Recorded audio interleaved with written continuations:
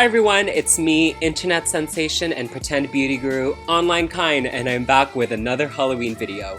This year, I'm actually doing 31 consecutive days of Halloween makeup tutorials on my channel, so subscribe so you don't miss out on a single one. Let's be honest, you probably have nothing better to do, and neither do I.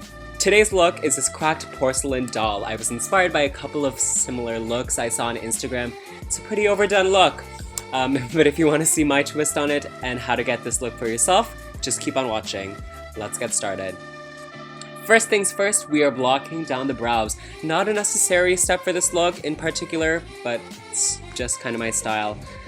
While I waited for the glue to dry, I started doing my foundation and contouring on the bottom part of my face below the brows. Usually I wait for the glue to dry and then do all my foundation in one step, but it's just faster this way. And also I'm setting my face and contouring while I'm at it.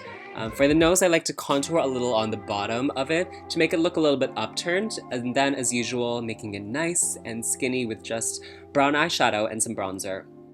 By now I can tell that the glue has dried, so I'm going to cover them up with some loose powder and then more foundation, setting it and bronzing the perimeter so it matches with the bottom part of the face, so you look like one cohesive beige egg. Now I'll be doing the eye makeup, starting by creating my brows, and I like to do the brow highlight before the actual brow so that I can perfect the shape and the curve. And to create the brow, all I use is brown eyeshadow and an angled brush. I decided to only do one eye since I was going to have the other eye blackened out, but the eyeshadow look on this normal eye, it's just going to be some plain brown shadow in the crease. As you can see, I'm just going back and forth with a fluffy brush, nothing fancy at all. But then you're going to do a really thick winged liner, and the wing should in theory just be like a short flick. We're not trying to like elongate the eyes or make them almond-like or cat-like. In fact, we want the eyes to appear rounder and doll-like, so adding thickness will enlarge the eyes vertically instead of horizontally. On the bottom of the eyes, I'm adding a white cream paint. This is kind of a classic drag trick to make your eyes appear larger because it looks like you're extending the whites of the eyes. And then underline the white using some liquid liner, and if you want you can add lower lashes, but I decided just to create my own lower lashes by drawing them using my liquid liner and flicking the brush down in short motions. If you don't have white eyeliner like I did, you can still kind of draw the lower lash line below the real one, just because it makes the eyes appear larger. And I mean, it's Halloween, so who cares if you don't really look good. Now I'm taking this bright pink pigment as a blush color, and I'm really packing it on heavily on the apples of my cheeks. So then here I decided I wanted to fill in my other brow. I'm just using the same technique I did before. The thing is, I initially had planned on having the entire left side of my face like blackened out and cracked, so I thought I didn't need any brows on this side since I planned for the black to cover up everything, but then I realized it wouldn't really look good that way and that the black hole would just look more realistic if it was a bit smaller. So I decided to draw on my brow and just keep the black hole contained to my eye area.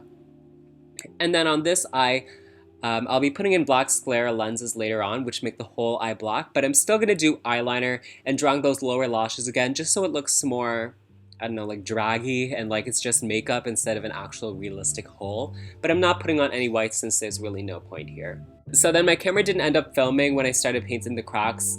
When I say my camera didn't film, what I mean is that I stopped recording to make a snack and then forgot to press record again when I came back. But anyway, I started creating cracks going outwards from the blackened out eye, and now I'm going to create some more sporadic cracks around my face. I like to start with a little blob of black water paints, and then I drag the brush outwards. And the trick is to hold it very lightly because the goal is to create thin hairline fractures for the most part, and it should have kind of organic wiggles and branches, so don't overthink this or try too hard, and it also helps to use a really small brush. Now I'm taking some Clown White, which is just a white cream paint, and I'm adding a highlight right against where most of the black is and smudging the brush outwards into my skin, and this step will help make it appear as though your shards of porcelain cracked skin are just more three-dimensional. Don't add white everywhere where there's black. I mean, that's a little too much. Just add it in the areas that are closest to the largest black spots wherever you feel necessary. So now I've added my contacts. I added a black Sclera into the one eye. That's the one where the black covers everything, and then circle lens into the other. And now I'm adding falsies to both eyes.